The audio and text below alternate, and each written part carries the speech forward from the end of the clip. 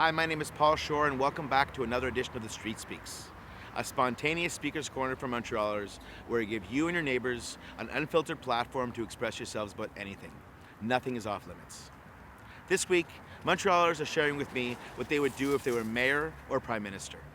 Others are sharing how losing a loved one has changed our lives. And some speak out about what we can all do to help those around us living with a disability.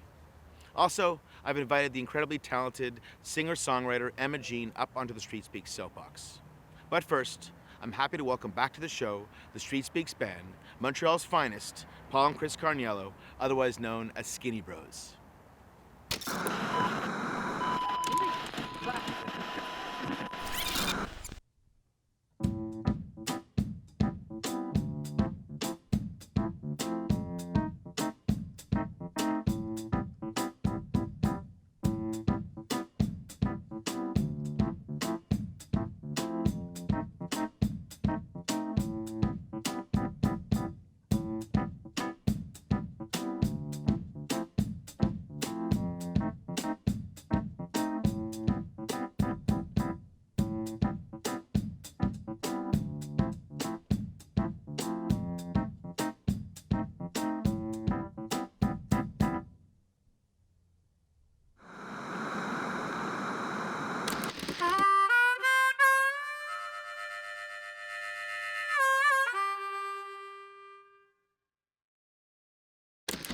I became sick with diabetes when I was 8 years old, and that sort of affected the rest of my life in a way.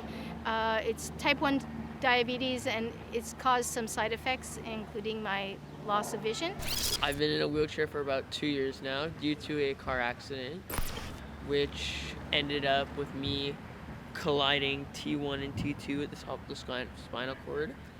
It takes someone to have an accident and become handicapped for people to change, eh? Absolutely. You're learning a lot from him. Oh, 100%. I'm a totally different person, you know? How did it change your life? I think initially when the doctor said that dreaded word diabetes, my parents were crying. They were very, very sad. They felt guilty, they felt bad for me, and they thought the needles were going to be my biggest problem. But I imagine it's true for a lot of young diabetics. They're not the biggest problem with the disease. They're really not. I started off therapy right after the accident. About 2 months after the accident at Saint-Justin, where it was very little therapy. Like, I was just learning how to, motor skills, how to regain them again. What changed? How did you learn to live without sight? You know, going blind is traumatic for anybody, but I'd say that my personality helped me a lot in the sense that I'm a very positive person. And I said, okay, instead of dwelling in self-pity for very long, it was basically, okay, now what? What can I do? How can I get past this? What can I learn to do? And I lived at the center for 8 months, except for on weekends I would go home. But I was at the center for 8 months, so that was very hard. I'd say that at any given moment in your lives, you could become disabled. You will all become old, or most of you. Unless the sad alternative arrives. And I think the impatience of people, the self-absorption of people might diminish a bit if people actually could put themselves in other people's shoes. And I don't think we do that enough as citizens. When Emmanuel came out of the rehabilitation center in February, we went immediately to a private clinic called Aim to Walk. There are no private clinics here in Montreal for rehabilitation. So I learned all the necessary things: how to measure my insulin with no sight, how to test my blood sugars with a talking machine. I learned O&M, orientation and mobility, how to get from point A to point B, and all that was very scary. Marie-Enfant is the only rehabilitation center for kids. So Shriners, Children's, and Saint-Justin, if you have to do therapy, you all end up at Marie-Enfant. And if I tell you, everyone I've told in Montreal, no one knows what Marie-Enfant means. And I didn't either. But I lived there for 8 months. And through living there, I really had to put it on the map. And as a matter of fact, if I had to be perfectly honest, if I could get my sight back and have to give up my dog, I would choose my dog over my sight. I just love them very, very much. And I'm managing okay with the visual impairment. What have you learned? What have you said? What would you say to people? I would have to say, no matter what your surroundings are, no matter what your family is thinking, your friends are thinking, it all comes down to one person. That one person is you. Like I said, I did 2 degrees with my vision problem. I've managed. I live alone, so I'm quite independent. And it was a period of adaptation, though. You have to learn to do things differently. So you can choose to follow whoever's being negative, or you can choose to become a positive person. And I chose that road, to become a positive person. And that's what's helped me on my journey to recovery. But that's just me. I can't speak for other people because I know a lot of other people struggle for a very long time with it. I have my brief struggles, but I usually move on and get past it, and it's not the biggest issue of my life. It's a consideration, but it hasn't made me change into a different kind of bitter person or anything like that. Are you always a patient person? I mean, now you have to be really patient. Honestly, I'm the most impatient person you can ever meet in your whole life. So tell me, how hard is? You must have to be really incredibly patient. No, well, I've adapted, of course, but I'm very impatient. But I understand what has happened, and I understand what I have to do to get better. So I would say I'm very patient now. I'm very happy to welcome to the Street Speak Soapbox the talented singer-songwriter Emma Jean.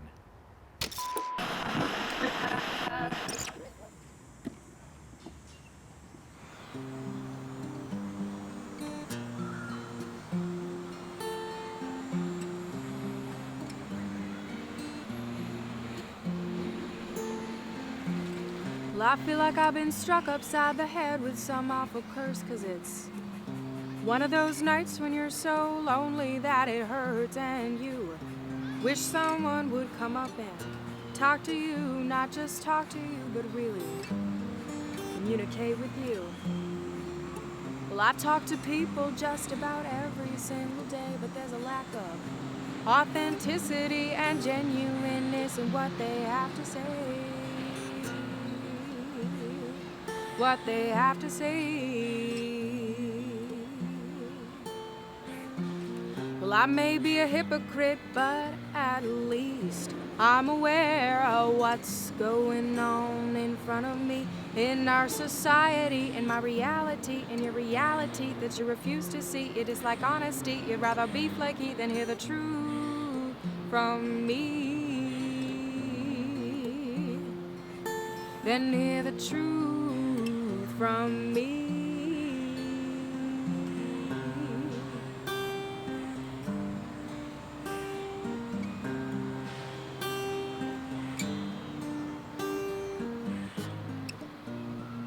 I wanna pour my heart out, not to him, 'cause it's about him. I'm overflowing, the wax is hot, it's burning me to the 3rd degree. Bring me some aloe vera and some bandages to wrap myself up in. Bring me some aloe vera and some bandages to wrap myself up in.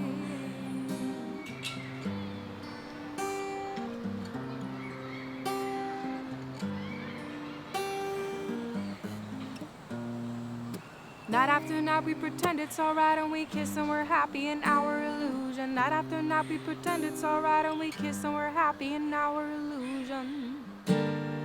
'Cause I do believe I love him, and the superficial reasons keep us bound to one another like the plague. I do believe I love him, and the superficial reasons keep us bound to one another like the plague.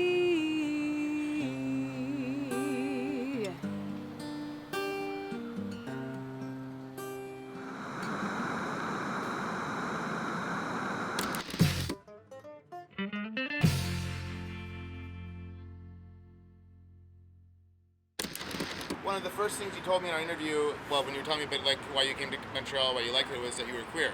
Yeah. How long have you known you were queer? I guess a while, since When I was did you like kinda- 17-ish. Oh, so not that. So Yeah. you were quite late bloomer, eh? Yes. Were you just What happened? What were you not attracted to anything before you were 17? No, Or just confused? no, I was not confused. I was definitely straight. Did something happen, or you just were No, like? nothing happened at all. I was actually engaged to a woman. Because you were leading a straight life until. I actually was I was in Florida, and then I moved here. And when I moved here, I was engaged to a woman, and we were together about 5 years. And then we separated, and I just kind of decided at that point that it's now or it's never. Straight because everyone else around you was straight? Well, there are a lot of different reasons. There are a lot of different reasons for people to be straight. There's this idea, Adrian Rich came up with it, called compulsory heterosexuality. The idea behind that is like, when you're growing up, there are a lot of reasons to be straight. Very hard, because even my friend who grew up with me, they are heterosexual. Like in a teenage age, because they started having girlfriend, they started running away from me because people was like, but why are you walking with him? He's gay and stuff like that. So it was quite hard. It was really. You get boyfriends. Boyfriends mean that you get a little bit of social capital in school, especially if people already think you're gay, which was my problem. It helps. Also, you're just kind of told that that's what you're supposed to do, like that's what you see in TV. Because I kind of knew it deep inside that, yeah, I am gay. I should probably come out at some point in my life, but I don't want to because I'm comfortable, and I have my life, and I have plans. People have plans for me. It's kind of like you're scared of disappointing other people. I was like, and puberty hit, and I'm more attractive, and I know what this means. I can go get a guy. And so I was for sure straight. People always are like, did you not know or something? And it was like, no, I didn't. I just, that was my option and I went with it. And of course, we're all afraid of the rejection, but you got to do what you got to do at some point, and you got to just face what comes towards you. And that's what I did, and I was really lucky because I had a lot of supportive people, my friends. Nobody's really shocked, so that helped too. How did you discover you were gay? Well, there was no clear process. I definitely I started dating someone when I was 17. She had a huge crush on me for a really long time and kept on telling me. And So what would you say to all the gay men leading straight lives? I would say when you are ready, do it. Find one person that you can confide in and start there. And after that, it will snowball. I promise. That's just what they need to do. And eventually, over the years, I've decided I'm a lesbian, and being a lesbian to me is not about not being attracted to men, because I'm still attracted to men. I still find the occasional one attractive, but it's more about deciding which relationships I value and which relationships I put weight into. One person will take away such pressure to just kind of be who you need to be. So just find that one person, do it, and then eventually everybody else will come around.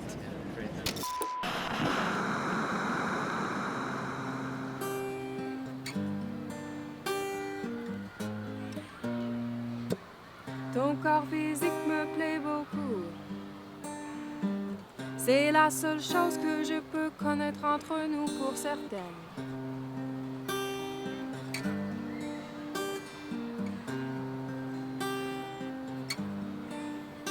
Et là reste que j'essaie de comprendre mon petit cœur qui bat plus lentement quand il pleut. Et complètement basé sur ma perception personnelle. Laisse-moi entrer dans ta tête s'il te plaît. Laisse-moi entrer dans ton cœur s'il te plaît. Laisse-moi entrer dans ton cœur s'il te plaît. Laisse-moi entrer dans ton cœur une fois encore.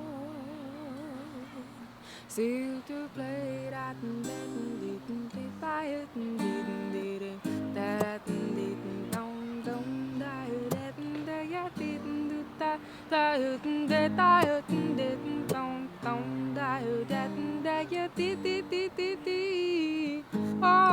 Oh, night after night we pretend it's alright and we kiss and we're happy in our illusion. Night after night we fuck after we fight and we kiss and we're happy in our illusion.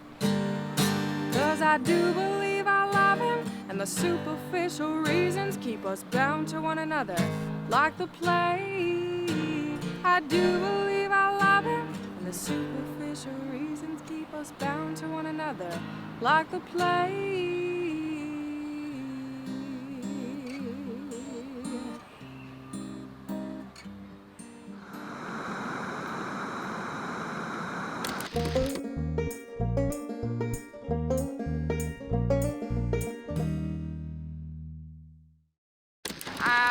What would you say to people? What would if you had a soapbox?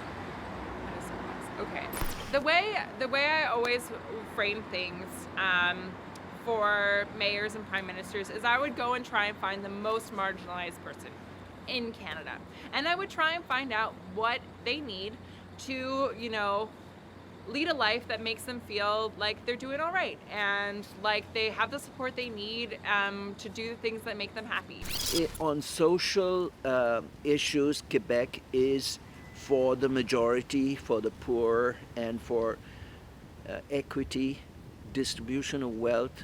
The rest of Canada has been less so, okay? But the most marginalized person, if you make their life better, then you affect a lot of the people that are less marginalized than them.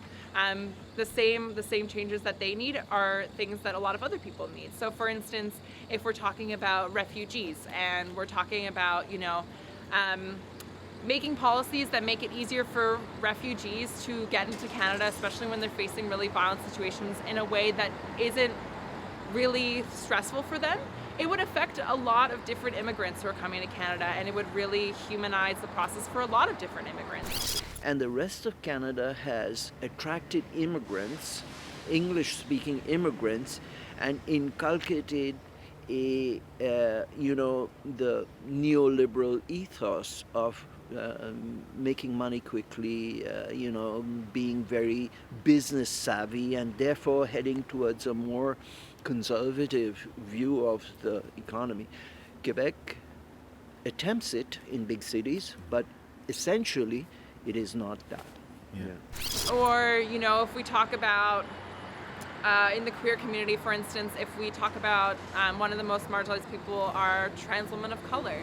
And if we got it so we got our society to accept them and not hurt them in so many violent ways that happen constantly, it would affect trans women, it would affect flamboyant men, it would affect a lot of different kinds of people, and not just the most marginalized population. You see, I think before it was easier to have a leader kind of determine where everybody would fit. I think today, the more you know who you are and how you fit, the more you'll reach out to people who can have a common goal. And then you're sharing the power, but you're still a leader within the group, if you wish, because I think leadership is purely to inspire others to reach for their best selves.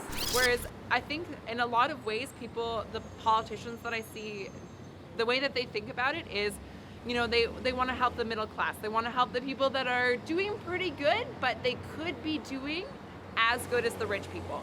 And that really, it gives us just only like small incremental changes that really affect only a very few people. Whereas if you go to the people who are having the roughest time and you try and make their lives better, you actually implement huge changes. You really change the way the structure is formed, and you make it so that people aren't ever going to be in that situation of like really roughing it, really having a tough time. And that would be the way that would be what I would do if I was Prime Minister.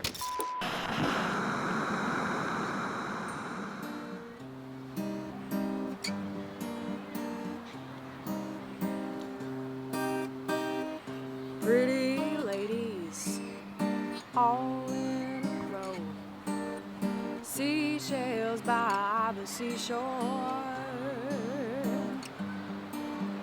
waiting to be polished and sold and purchased, hoping and praying not to grow old. You told me my reality was based on my thoughts, and that anything I thought would come true. I never believed you, and look at me now. I have willed myself to lose you. I miss your voodoo magic and the smell of your skin, and the way you made me feel at home. I miss your voodoo magic and the smell of your skin, and the way you made me feel at home, and the way you made me feel at home. Whoa, oh, oh, oh, oh, oh, oh, at home, and the way you made me feel, and the way you made me feel at home. Whoa, and the way you made me feel at home, and the way you made me feel, and the way you made me feel at home.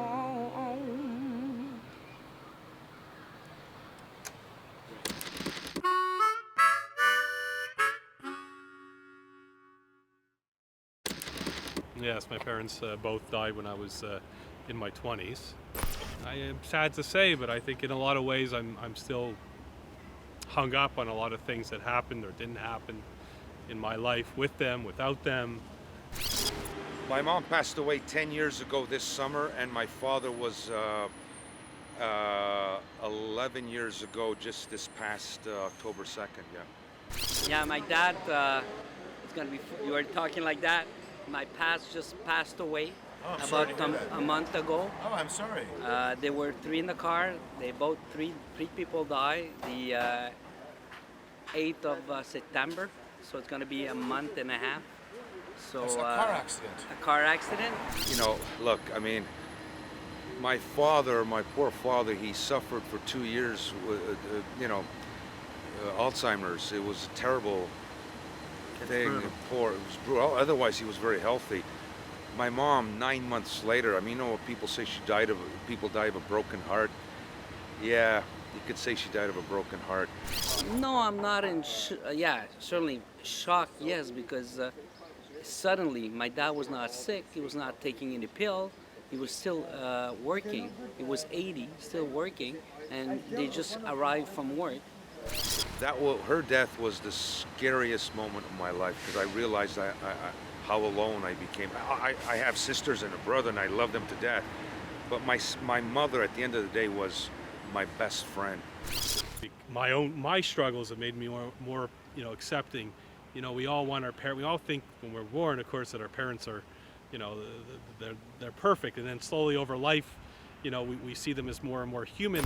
And I think just looking at how difficult it is some days for me to get going and get things organized, I really appreciate that despite their own struggles, how much they managed to accomplish in their short lives. Il était beaucoup impliqué dans la communauté. And his girlfriend too. There was a lot with the community.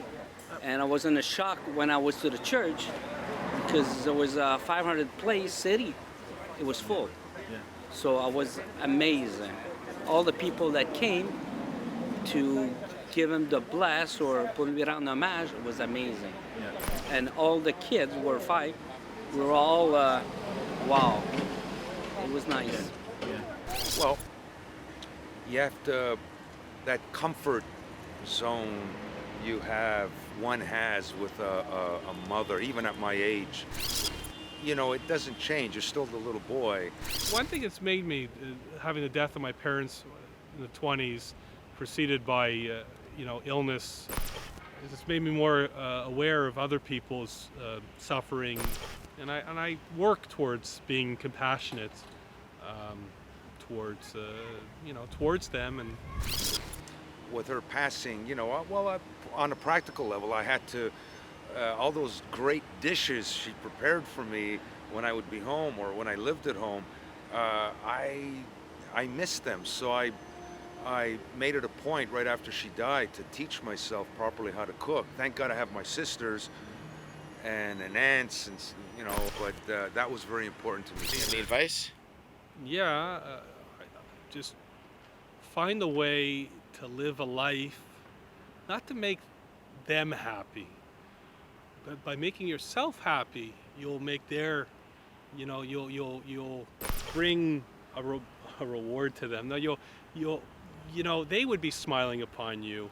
You've got to find the way to lead an honorable and upright life, not every moment of the day, but as much as possible to work through your crises. You owe it to yourself not to give up, to go on, to find ways, to find strategies to make your life a positive one and a beneficial one to those around you and to yourself, most importantly.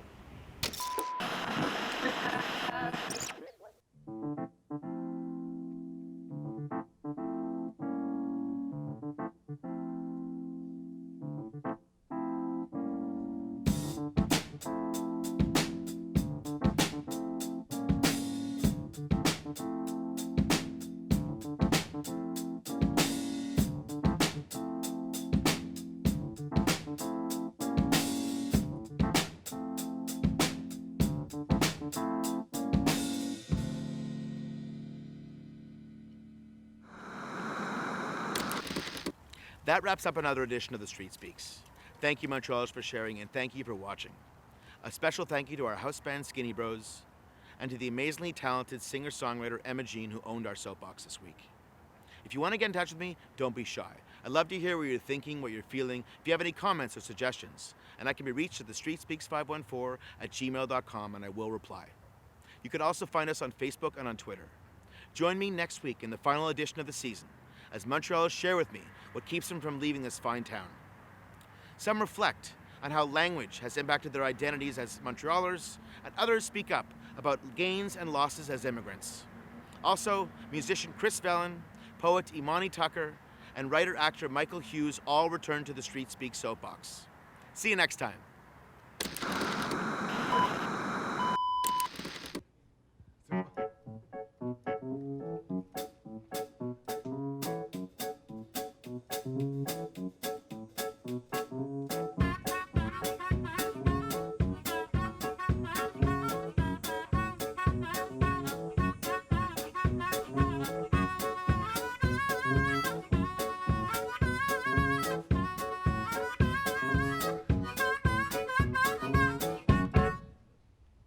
You're the best.